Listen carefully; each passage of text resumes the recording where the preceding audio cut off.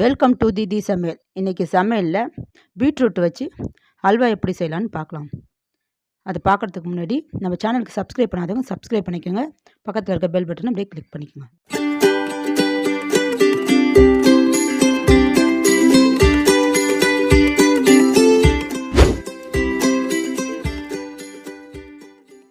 வாங்க எப்படி செய்யலான்னு பார்க்கலாம்.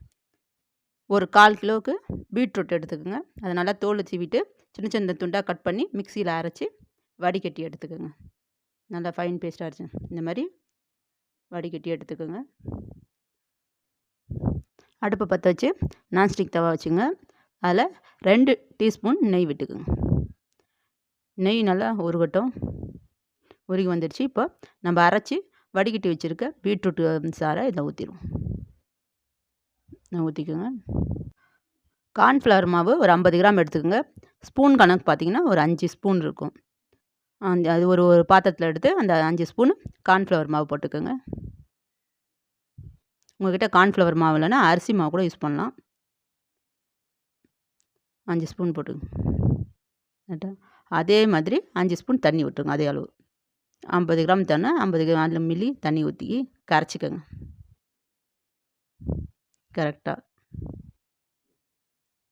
ஏன்னா இந்த கார்ன்ஃப்ளவர் மாவு போட்டால் தான் இது கட்டி ஆகும். இந்த பீட்ரூட் அல்வா வந்து கட்டி தன்மை கொடுக்கறதுக்காக இதை செய்கிறோம். நல்லா கட்டி இல்லாமல் கரைச்சிக்கோங்க. கட்டி தட்டக்கூடாது. நல்லா கரைச்சிட்டு அதில் எடுத்து ஊற்றிடலாம். நல்லா கரைஞ்சிடுச்சு பாருங்கள். இப்போ எடுத்து இந்த பீட்ரூட் இதுலேயே அதையும் ஊற்றிடுங்க.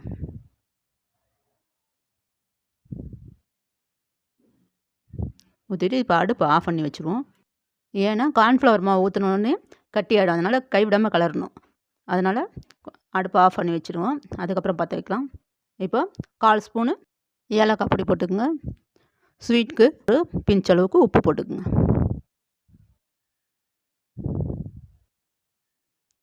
ஒரு 1/2 கப் அளவுக்கு சர்க்கரை போட்டுங்க. நான் 1/2 கப் அளவு போடுறேன். உங்களுக்கு கூட குறைச்சல் எவ்வளோ தேவைப்படுதோ அதுக்கு தகுந்த மாதிரி போட்டுக்குங்க. போட்டு நல்லா கலக்கி விடுங்க. சர்க்கரைலாம் கரையிட்டோம். இந்த ஸ்டேஜில் அடுப்பு ஆன் பண்ணிக்கோங்க. கைவிடாமல் கிளறி விட்டுட்டே இருங்க. சீக்கிரமாக கட்டி தட்டிட்டோம். அதனால் கை எடுக்காமல் கிளறிங்க. நம்ம பீட்ரூட் அல்வா நெய் சொட்ட சொட்ட தான் இருக்கணும். ஆனாலும் நம்ம வந்து கம்மியாக தான் நெய் ஊற்ற போகிறோம். அதனால் முதல்ல 2 ஸ்பூன் நெய் விட்டுருக்கோம். மறுபடியும் இன்னும் 2 ஸ்பூன் நடுவில் விடுவோம். ஏன்னா ரொம்ப நெய்லாம் இருக்காது. யார் வேணால் சாப்பிடணும். அது மட்டும் இல்லை, பீட்ரூட்டில் நிறைய சத்துக்கள் இருக்குது. பீட்ரூட்டு சாப்பிட்றதுனால நம்மளுக்கு ரத்த அணுக்கள் கூடுகிறது. நம்ம ரத்தத்தை சுத்தம் பண்ணும். அதுக்கப்புறம் தோல் நோய் வராது. செரிமான பிரச்சனை, ரத்த அழுத்தம் இதெல்லாம் கண்ட்ரோலில் இருக்கும். அதனால் நம்ம பீட்ரூட்டை எந்த அளவில் சாராவது இல்லை பொரியலாவது எடுத்துக்கணும். ஆனால் அதில் சாப்பிட மாட்டாங்க. அப்படி சாப்பிடாதவங்களுக்கு இந்த மாதிரி செஞ்சு கொடுக்கலாம்.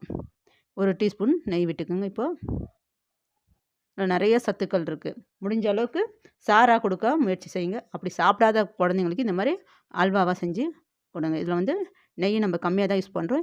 எல்லோரும் நல்லா சாப்பிட்லாம். இப்போ இதில் நட்ஸ்லாம் போட்டுக்குவோம்.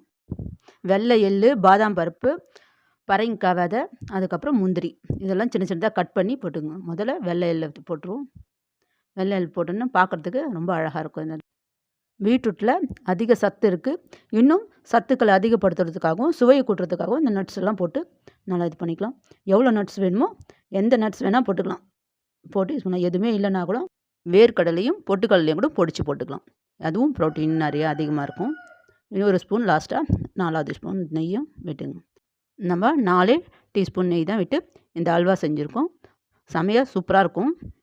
நல்லா கட்டி வருது பாருங்கள். இது வந்து நல்லா திரண்டு வரணும், ஒட்டாமல் வருது பாருங்கள்.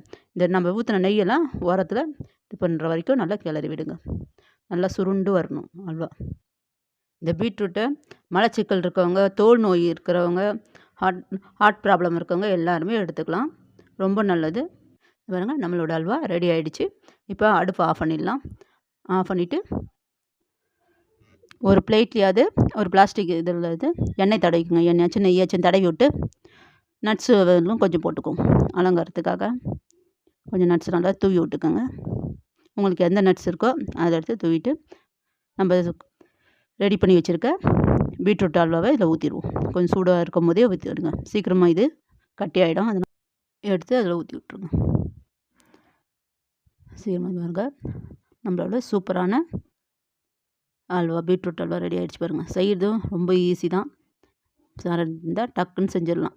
பாருங்க ரெடி ஆகிடுச்சு. லெவல் பண்ணியாச்சு. இது மேலேயும் உங்களுக்கு நட்ஸ் வேணும்னா போட்டுக்கோங்க. எவ்வளோ நட்ஸ் வேணும்னாலும் நம்ம இஷ்டம் தான். பசங்க சாப்பிட்றதுக்கு போட்டு அலங்கருக்கும், பார்க்குறதுக்கும் அழகாக இருக்கும், சாப்பிட்றதுக்கும் நல்லா சுவையாக இருக்கும். கொஞ்ச நேரம் 10 நிமிஷம் கூட ஆகாது இந்த அல்வா செய்கிறதுக்கு.